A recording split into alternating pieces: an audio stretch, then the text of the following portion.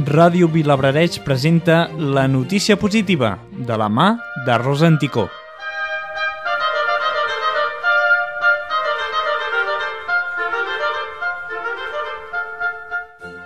Rècord històric del Gran Recapte amb 2.291 tones de menjar recollit arreu de Catalunya.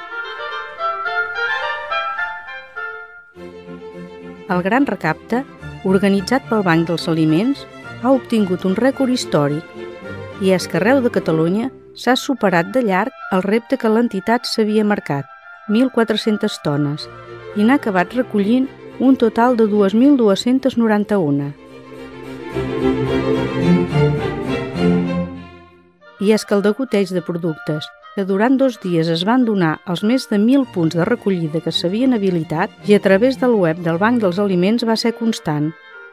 Grans caixes que s'omplien d'ampolles d'oli, llaunes de sardines o tonyina, arròs, pasta, sucre, llet o llegums.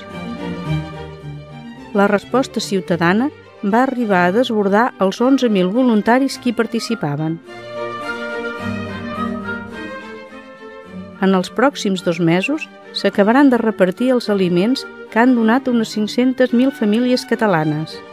Se'n beneficiaran unes 230.000 persones i cap de les que ho necessiti, segons els organitzadors, es quedaran sense. L'èxit del Gran Recapte, però, suposa només un 10% del que recullen cada any els 4 bancs d'aliments catalans. Productes que es distribueixen a entitats socials que treballen per fer arribar ajuda alimentària a moltes famílies sense recursos. A Barcelona es reparteixen setmanalment entre 17 i 24 tones de menjar.